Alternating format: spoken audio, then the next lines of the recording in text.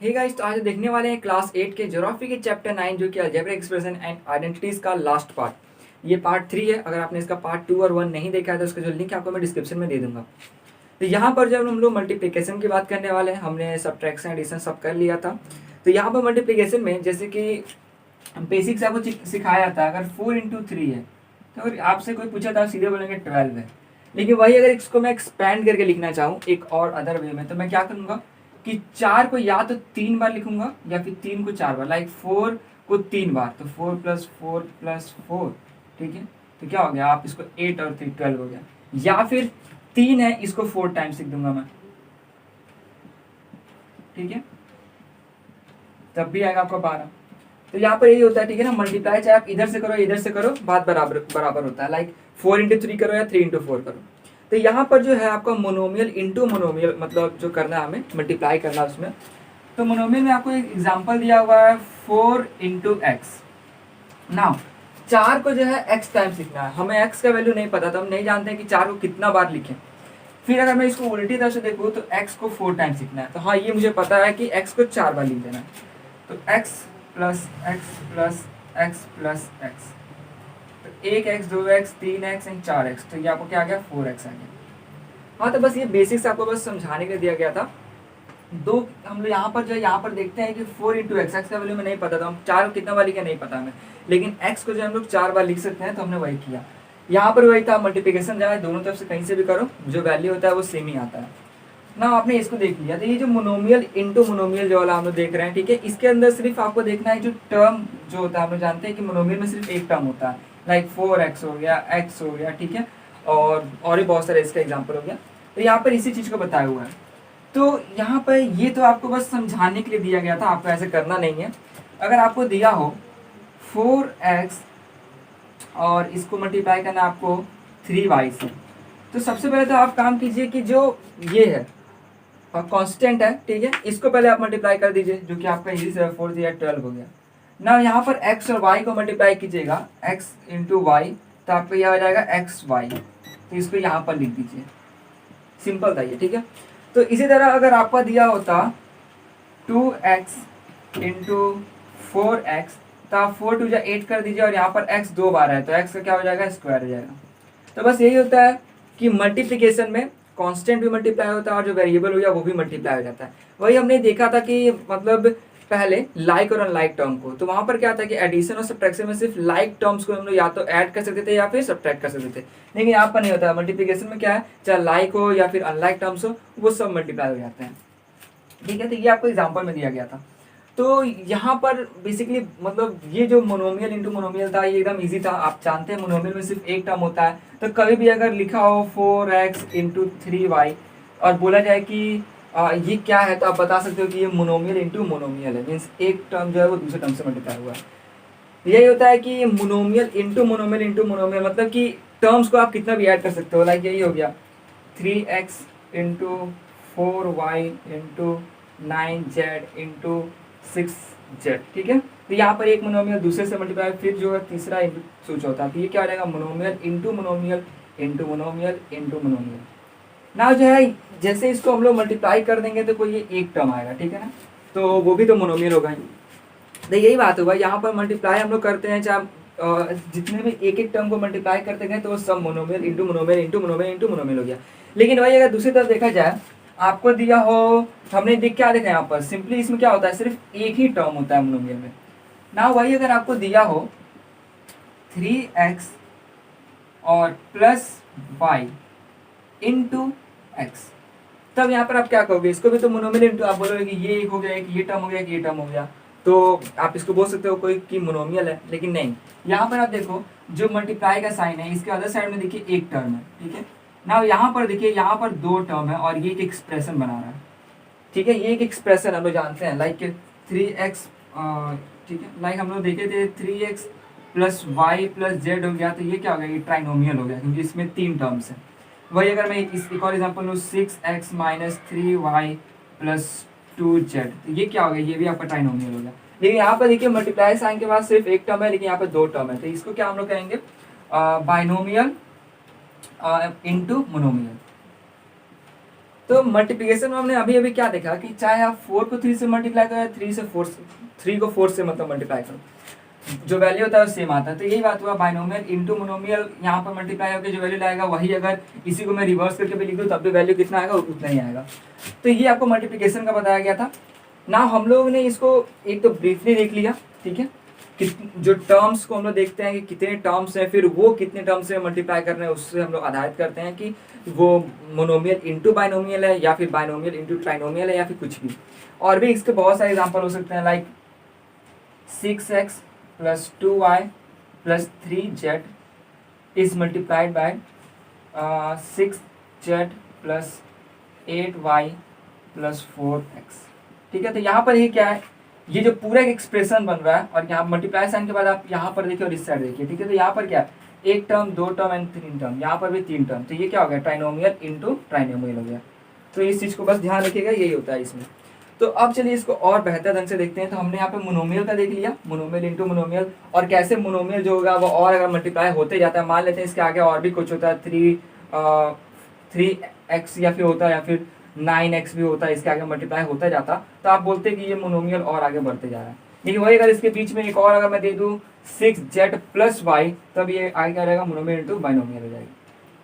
ठीक है, तो यही बात है, टर्म्स को देखना है, फिर उससे पता करना है कि मल्टीप्लिकेशन किन के बीच में हो रहा है ना। इसको हम लोग और अब ब्रीफली देखने वाले हैं, तो इसको मैं पहले इरेज कर देता हूँ। नाउ हम लोग देखने वाले हैं monomial into polynomial and polynomial into polynomial, मतलब कि हम लोग सब मल्टीप्लिकेशन का स्पेस देखने वाले हैं ना। मैंने आपको बहुत पहले बताया था अपने जो फर्स्ट वीडियो था इस चैप्टर का, तो उसमें मैंने आपको बताया था कि जो पोलिनोमियल होता है उसमें मोनोमियल भी आ जाता है, बाइनोमियल भी आ जाता है और ट्राइनोमियल भी आ जाता है। ठीक है, मैंने बताया था आपको ये।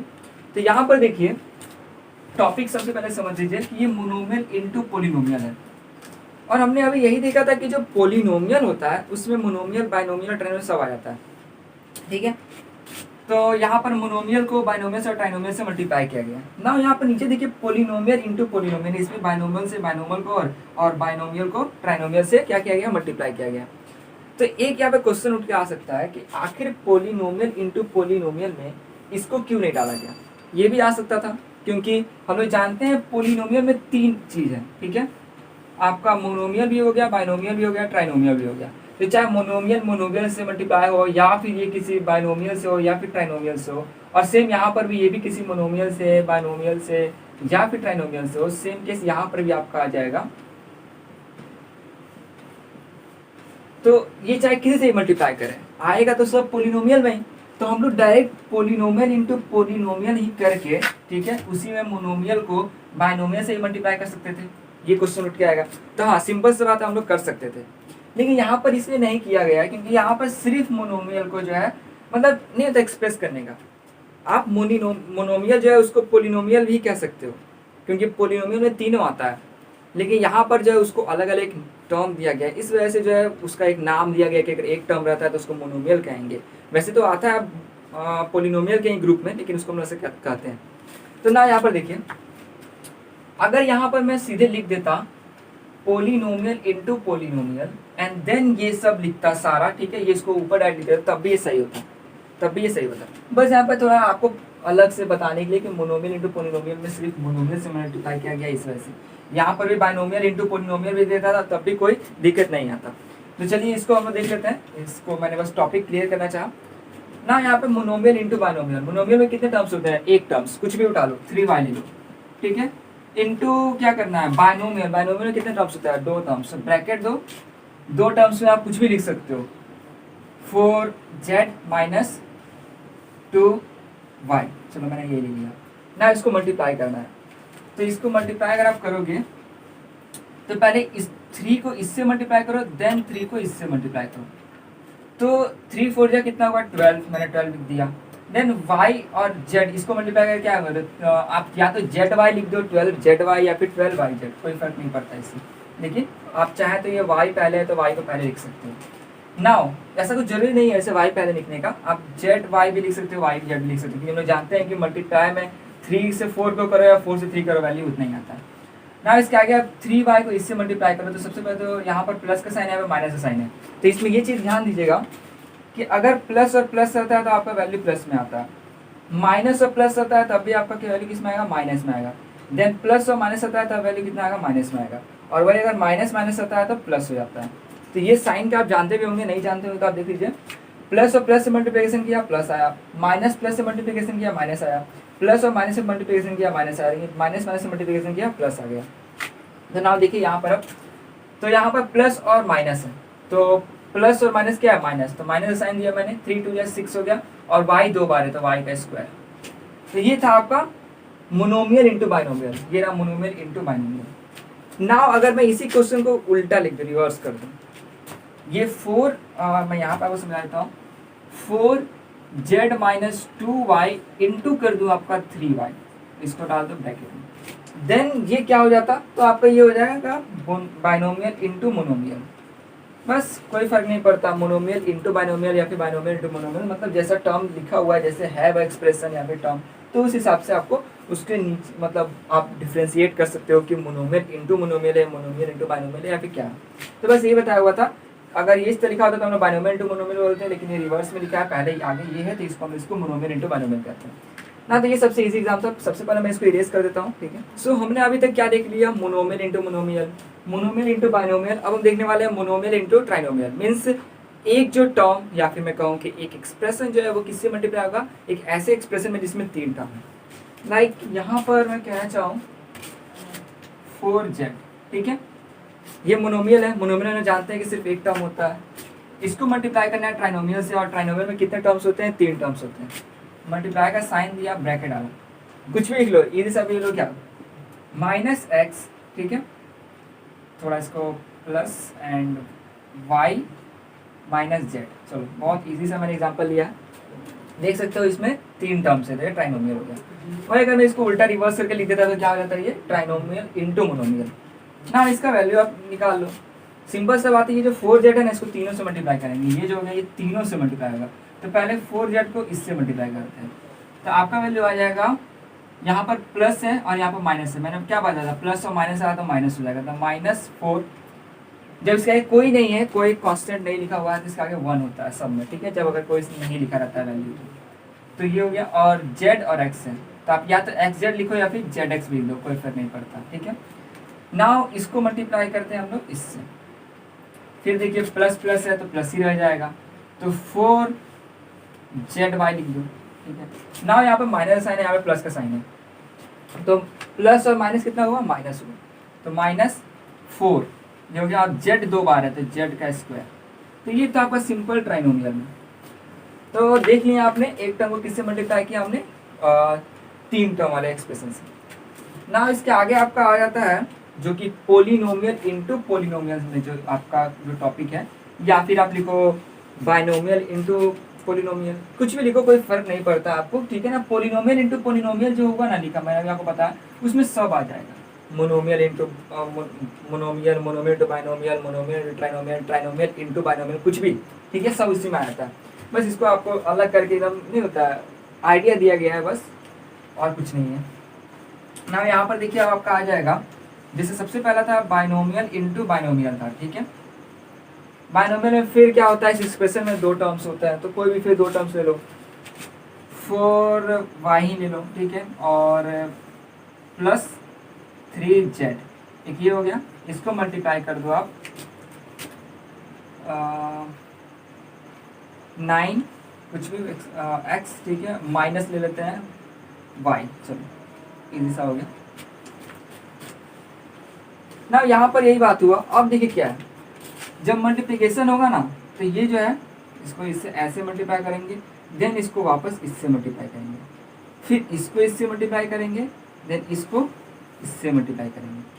तो ये देख लिया हमने, 4y को इस 9x से मल्टीप्लाई किया, फिर देन y से भी किया, फिर यहाँ पर 3z को 9x से मल्टीप्लाई फिर -y से भी किया, ठीक है, वही माइनस का साइन है ना। इसको वही कीजिए आप, पहले इसको इसे कीजिए, 9 4 जा 36, नाउ y और x है तो yx डाल दो। नाउ देखो ये हो गया। अब इसके बाद देखो ये आ रहा है, तो प्लस और माइनस तो माइनस, 4y और y, तो 4 का 4 हो जाएगा, y का स्क्वायर हो जाएगा। ना देखिए प्लस का साइन यहाँ पर है और यहाँ पर प्लस का साइन है, तो प्लस हो गया, ठीक है। नाउ प्लस जब कोई साइन नहीं है तो प्लस होता है, मैंने आपको बताया था। 9 3 जा 27। नाउ x और z है तो फिर z x लिखो या फिर x z लिखो, कुछ भी चलेगा, ठीक है। ना 3 और इसमें देखो तो यहाँ पर माइनस है, यहाँ पर प्लस, तो प्लस और माइनस क्या होता है आपका, तो माइनस होता है, मैंने बताया था। तो यहाँ पर फिर आपका माइनस साइन आ जाएगा, 3 है तो 3 उतार दिया और जेड वाई। तो ये था आपका क्या, तो बाइनोमियल इंटू बाइनोमियल, कुछ नहीं है। पहला ये जो टर्म हो गया, इसको इसके पहले टर्म से मल्टीप्लाई करो, फिर इसी पहले टर्म को उसके सेकंड टर्म से करो, ना इसका सेकंड टर्म को फिर उसके पहले से, फिर सेकंड को फिर इसके सेकंड से, तो ये हो गया मल्टीप्लिकेशन। तो आप देख सकते हो ये बहुत ईजी सा जा रहा होगा ना। इसके आगे जो आपका दिया हुआ है वो है बाइनोमियल इंटू ट्राइनोमियल। देखिए यहाँ पर बाइनोमियल इंटू ट्राइनोमियल है, तो यहाँ पर मैं क्या कर रहा हूँ, एक ऐसा एक्सप्रेशन जिसमें 2 टर्म्स है उसको मल्टीप्लाई कर रहा हूँ एक ऐसे एक्सप्रेशन से जिसमें 3 टर्म्स है। लेकिन वही अगर उल्टा कर दो, एक ऐसा एक्सप्रेशन जिसमें 3 टर्म है उसको मैं मल्टीप्लाई कर रहा हूँ, एक ऐसा एक्सप्रेशन जिसमें 2 टर्म्स है, तो क्या हो जाएगा इसका, तो यहाँ पर ये रिवर्स कर जाएगा, ट्राइनोमियल इंटू बाइनोमियल हो जाएगा। ठीक है, तो बस इतना है। ये जो मल्टीप्लिकेशन जैसे आप करते हो ना, 3 इंटू 4, 3 इंटू 1, 2 इंटू 6 कुछ भी करते हो, या फिर 6 इंटू 2 करते हो रिवर्स करके, वैल्यू उतना ही आता है, सेम इसमें भी आता है। चलो, तो यहाँ पर बाइनोमियल इंटू ट्राइनोमियल है, यहाँ पर भी हम ले लेते हैं 2 बाइनोमियल, 2x प्लस 3y। ठीक है ना, इसको बोल रहे हैं मल्टीप्लाई करने से ट्राइनोमियल से, मल्टीप्लाई का साइन डाला मैंने। ट्राइनोमियल में कितने होते हैं टर्म्स, 3 होते हैं, तो इसको फिर मैंने लिख दिया आपका, कोई आसान लेना ज़्यादा सही रहेगा, y ले लेते हैं। ठीक है, -3z प्लस 6x। चलो ये ले लिया मैंने, इसको मैं यहाँ पर ऊपर सॉल्व कर देता हूँ।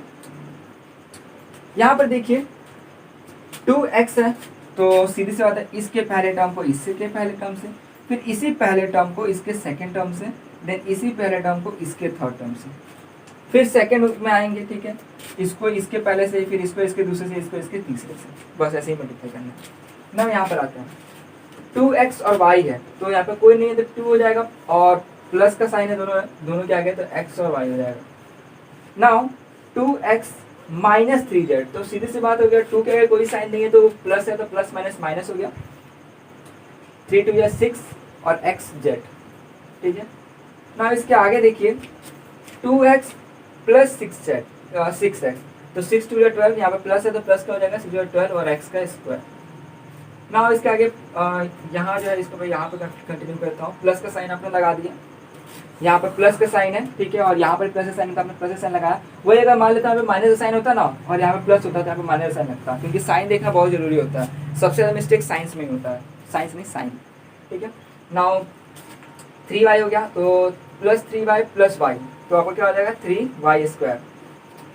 फिर देखिए आप 3y हो गया माइनस 3z हो गया, 3 3 9 हो जाएगा। यहाँ पर क्या था, प्लस है, यहाँ पर माइनस है, तो यहाँ पर माइनस हो जाएगा 9 और yz ना। इसके आगे ये 3y है, यहाँ पर 6x है, तो 6 3 पहले 18 कर दिया मैंने।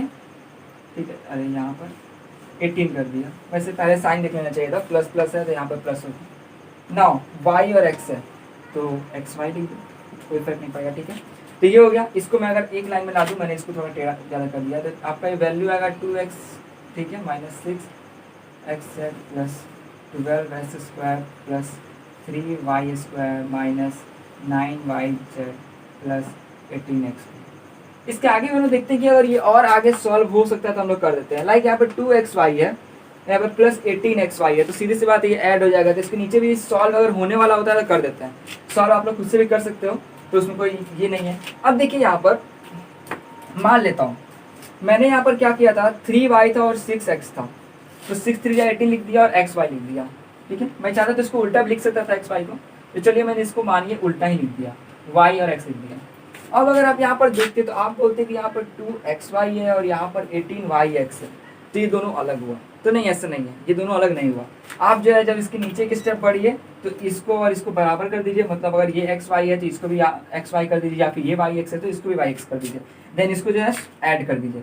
तो यही बात है, इतना तक छोड़ना नहीं होता मल्टीप्लाई करके, अगर उसके नीचे ऐड हो रहा है, सब्ट्रैक्ट हो रहा है, तो वो सब करके लास्ट तक सोल्यूशन तक पहुँचना चाहिए।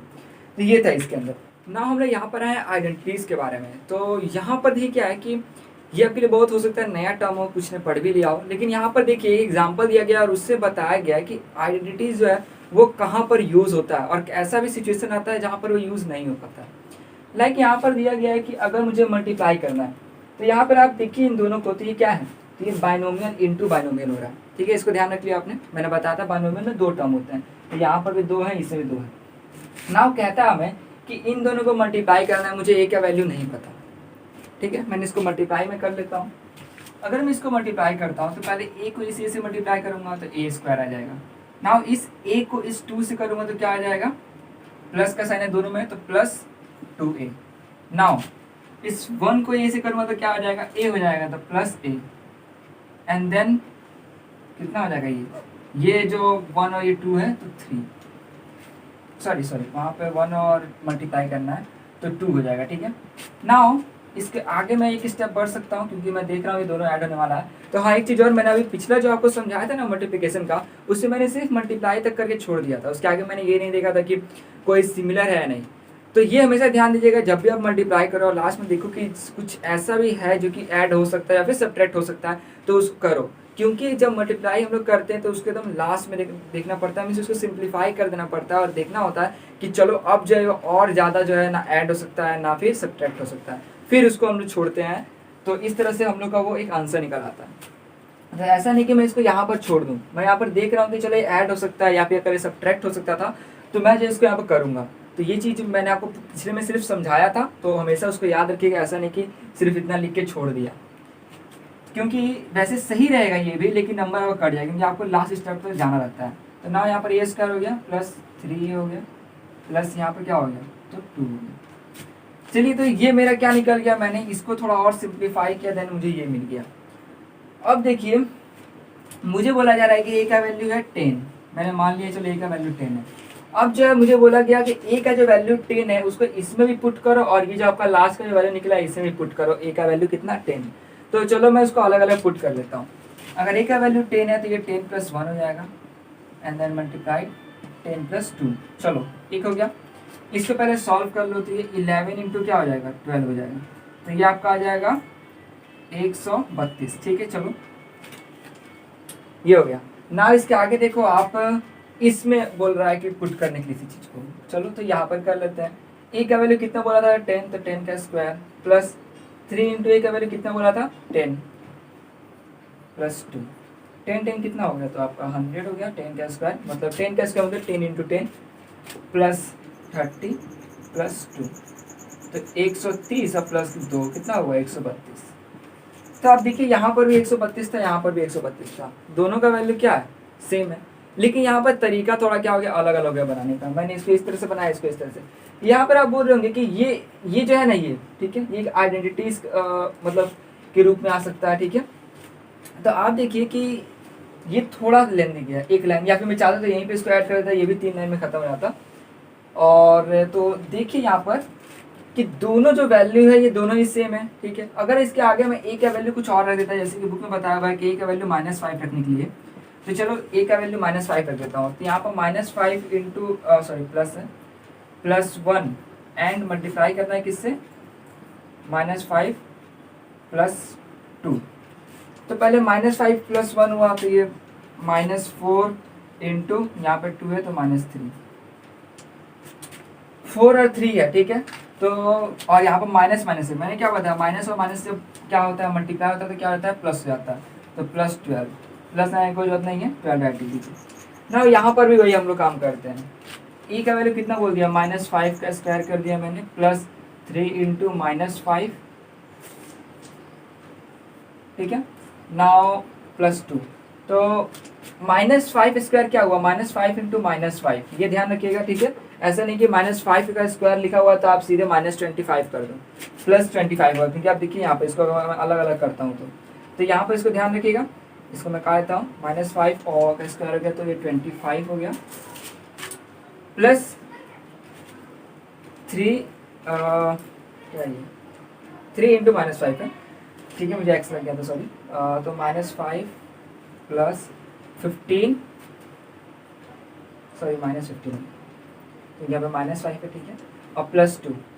अगर आप इसको भी सॉल्व करोगे तो अगर मैं 15 पहले घटाया था तो ये कितना हो जाएगा आपका, तो 15 गया तो 5, ठीक है, तो 20 और 10, तो 10 ये हो गया प्लस वो कितना हो गया 12, तो ये हो गया आपका क्या वैल्यू। तो यहाँ पर भी देखिए दोनों में क्या हो गया, दोनों ही सेम हो गया, तो यही बात है। तो ये क्या था आपका एक एक्सप्रेशन था, एक्सप्रेशन को मैंने और एक मतलब जो है उसको सिंप्लीफाई करके निकाल लिया। तो आपने क्या देखा कि एक्सप्रेशन के अंदर जो है मैं उसको दो तरीके से बना सकता हूँ। एक तो क्या, एक तो जैसे वो रूप में उसी को और सिंप्लीफाई करके बनाऊंगा, या फिर क्या, तो इसका जो सिंप्लीफाइड वर्जन है उसको मैंने डायरेक्ट लेके बना दिया। तो यही होता है कि जब कुछ मानिए एक्सप्रेशन एक लिखा रहता है, ठीक है, और कोई बड़ा सा एक्सप्रेशन है तो उसका एक सिंप्लीफाइड जो आइडेंटिटीज में क्या हो गया, तो उस ऐसा एक्सप्रेशन जिसका मतलब सिंप्लीफाइड वर्जन है, जिससे कि वो थोड़ा जल्दी बन जाए, क्योंकि ऐसा नहीं कि सब इतना शॉर्ट होंगे, कुछ बड़े भी होते हैं। तो ये यहाँ पे खाली एग्जांपल दे दिया कि चलो मैंने इससे भी क्या बन गया और इसको सिंप्लीफाई करने जो वैल्यू आया था इससे भी किया बन गया, ठीक है। जो आपको दिया हुआ था उसी को इक्वेशन बना देने के लिए, लाइक बोल दे आपको ए, ठीक है, आपका a+1 था, देन आपका था a+2, आपने इसको तोड़ा, क्या आया था आपका a² आ गया था प्लस 3a, ठीक है, +2, आपका ये वैल्यू आया था। मतलब मैंने इसके ऊपर थोड़ा और बना था, डायरेक्ट मैंने इसको ला दिया है। नाउ कहता है कि चलो ये आ गया, मैंने इसमें 10 का वैल्यू डाला, -5 का वैल्यू डाला, मैंने इसमें 10 का वैल्यू डाला, -5 का वैल्यू डाला, तो आपका वैल्यू कितना आ गया, आपका एक आ गया 132 और एक आ गया 12, इसमें भी 132 और एक आ गया 12 आ गया।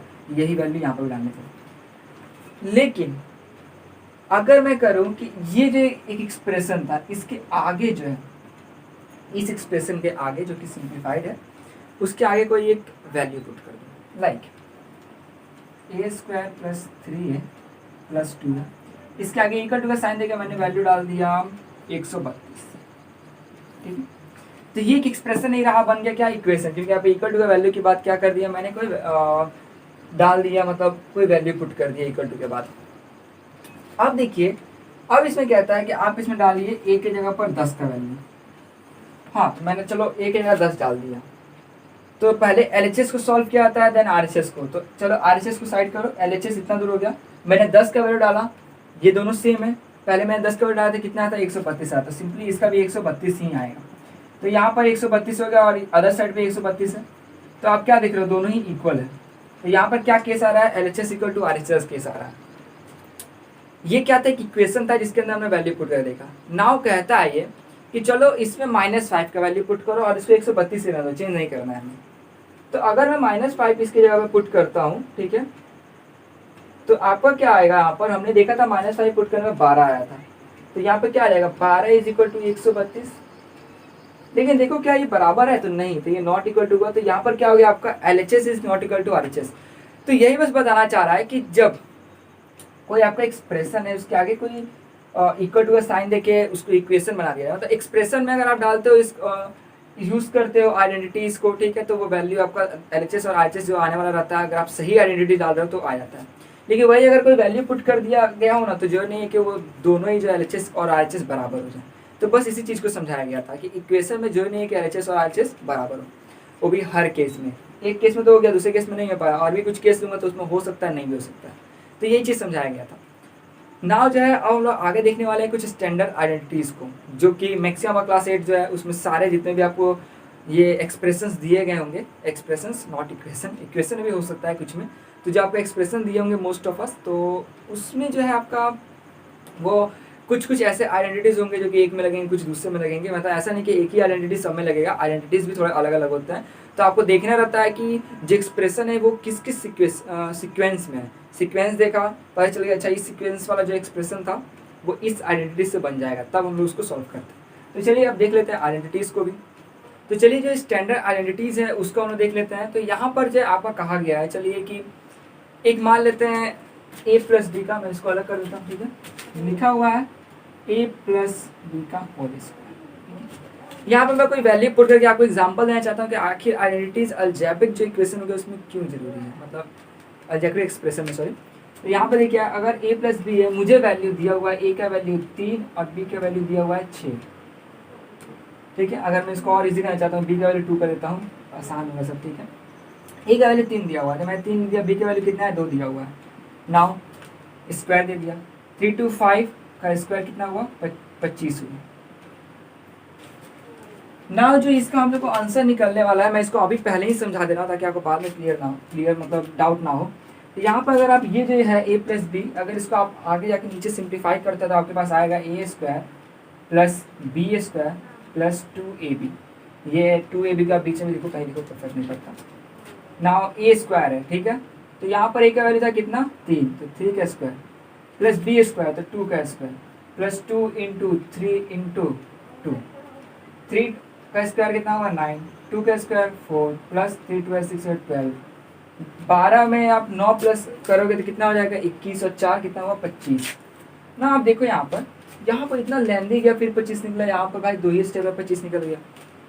तब आपके दिमाग में एक चीज़ आ सकता है कि आप जब a प्लस बी को देखें, यहाँ पे इसका वैल्यू दिया हुआ है 3 और 2, तब सीधे 3 और 2 डाल दिए, मन में आ गया 5, मन के अंदर 5 का स्क्वायर कर दिए 25 आ गया। लेकिन यहाँ पर आपको थोड़ा लेंदी पड़ रहा है।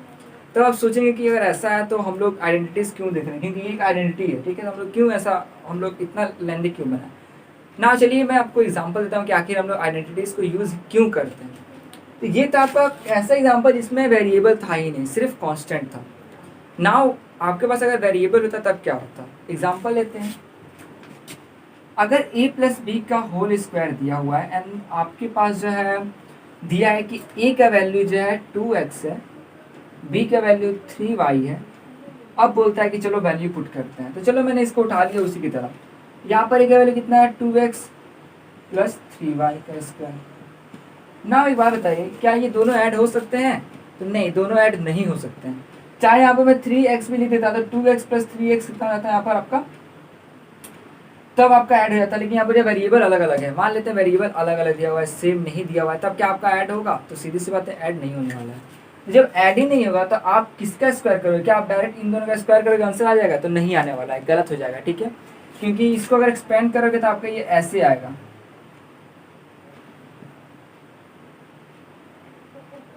क्योंकि आप जानते हो जब भी 5 का स्क्वायर रहता है इसका मतलब क्या होता है 5 इंटू 5 2 बार। तो सीधी बात है इसका स्क्वायर मतलब ये पूरा जो एक्सप्रेशन है 2 बार, इसको मतलब एक ही करके मल्टीप्लाई किया गया है। तो सिंपल सी बात यही रहता है। यहाँ पर तो ये ऐड हो नहीं सकता है, जहाँ पर ऐड हो गया वहाँ पर तुमने निकाल लिया। लेकिन मैक्सिमम क्या होगा, आपको जो भी क्वेश्चन मिलेंगे उसमें ऐसा नहीं रहेगा कि एकदम ईजिली ऐड हो जाए।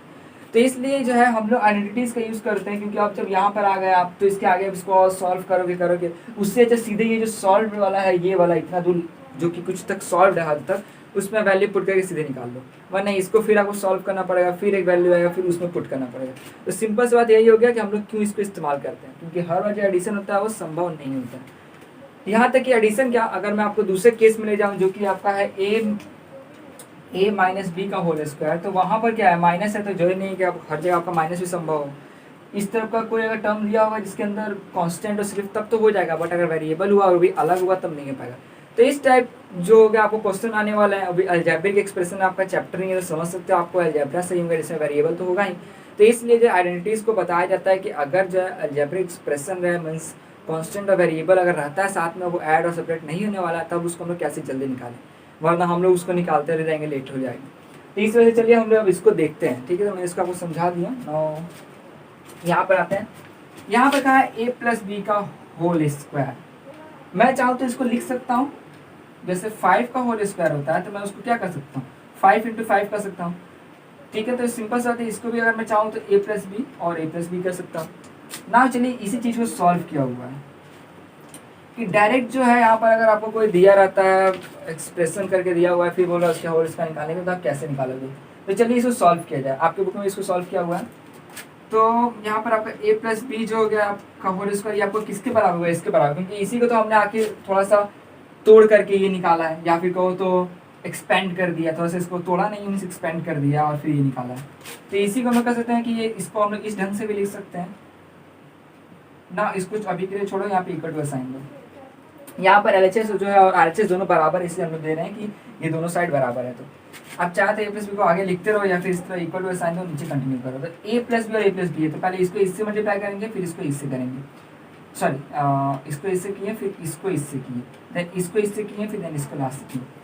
तो आप देखिए आपका जो बुक हो गया क्या हुआ है, a को बाहर निकाल दिया है, फिर a प्लस बी कर दिया, देन b को बाहर निकाल दिया है, फिर a प्लस बी कर दिया। बस बात वही है, थोड़ा एक्सपेंड करके लिखा हुआ है कि a इससे भी हो गया, इससे भी हो गया, b इससे भी हो गया, इससे भी हो गया। तो आप चाहते तो डायरेक्ट इसको अंदर ही कर सकते थे बिना इस लाइन को लिखे। चलो तो कर देते हैं, तो a square plus A B plus B A plus B square. मैंने आपको पहले क्या बताया था, ए बी हो या बी ए हो, मल्टीप्लिकेशन में आगे पीछे भी रहता है तो कोई फर्क नहीं पड़ता, दोनों बराबर रहता है। तो ए बी और बी ए क्या हो जाएगा, दोनों इक्वल टू होगा। लाइक मैंने आपको बताया था 4xy हो या फिर 4yx लिखो, दोनों जो है बराबर ही होता है मीनिंग। तो चलो यहाँ पर आते हैं, तो A square plus 2ab plus B square. तो देखिए क्या हमने इसको जो है हमने थोड़ा सा एक्सपेंड किया तो हमको ये मिल गया। तो यहाँ पर वैल्यू अगर मैं डालता कोई तो उसको फिर तोड़ के इतना दूर तक लाना पड़ता, देन उसके आगे मैं उसको कंटिन्यू कर पाता। तो उससे जब मुझे ये मिल गया तो मैंने इसको वैल्यू इसको डायरेक्ट क्या कर दिया, तो इसमें वैल्यू डाल दिया। तो ये आपका बन गया एक आइडेंटिटी बन गया कि अगर कोई क्वेश्चन में इस टाइप्स के फॉर्म में हो, लाइक 3x प्लस 2y है, तो ये अलग अलग गया तो स्क्वायर हो गया। तो ये 3x और 2y क्या है, दोनों अलग अलग है, मीन्स a और b क्या है, दोनों अलग अलग वेरिएबल है। ऐसा नहीं कि a प्लस ए दिया हुआ है, यहाँ पर a और b दिया हुआ है, या फिर x प्लस वाई ले लो या फिर c प्लस डी ले लो, ठीक है ना, कुछ भी लो, वेरिएबल अलग अलग है। तो यहाँ पर भी अलग अलग हो गया, यहाँ पर दोनों ऐड होने वाले नहीं है।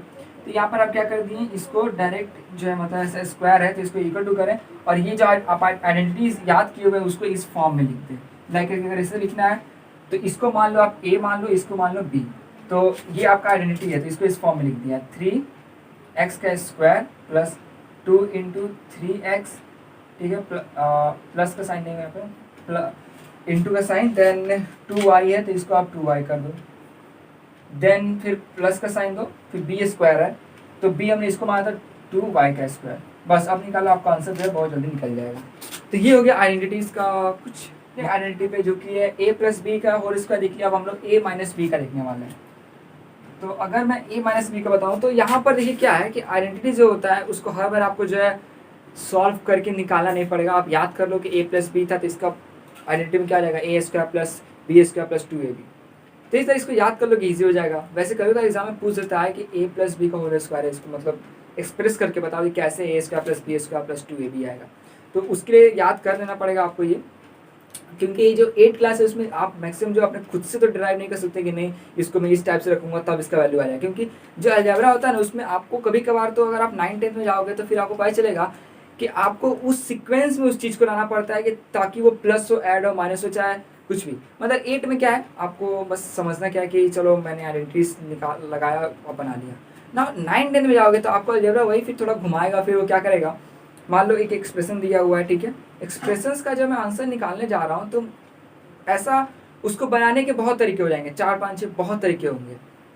लेकिन मुझे क्या करना है कि मुझे उसमें से सूटेबल तरीका ढूंढना है। कुछ ऐसा भी तरीका हो तो जल्दी बन जाए, कुछ लेट बने, कुछ ऐसे भी तरीका है जिससे बन ही नहीं पाएगा। मतलब कि वहाँ पर उसको सीक्वेंस में उसको लाना भी जरूर पड़ जाता है कि उसका आंसर निकल जाए। चाहे उसके लिए आप दोनों साइड को प्लस माइनस में करो या फिर एक को दोनों साइड को मल्टीप्लाई करो या कुछ भी करो, बट आपको वैसा सीक्वेंस बनाना पड़ता है तो वो थोड़ा हार्ड हो जाता है। तो आपको उतना लेवल का भी नहीं देखना है, तो यहाँ पर आपको सिर्फ आइडेंटिटी से रिलेटेड देखना है। तो चलिए अब इसको देखते हैं, जो कि आपका a माइनस बी का होल स्क्वायर। सिंपल से बात है, मैं इसको एक और तरीके से लिख सकता हूँ जो कि आपका हो जाएगा a minus B and then a minus B. इसको फिर आप करो तो क्या आ जाएगा, a स्क्वायर आ जाएगा, फिर माइनस ए बी आ जाएगा, फिर आपका माइनस बी आ जाएगा, फिर minus minus plus B square.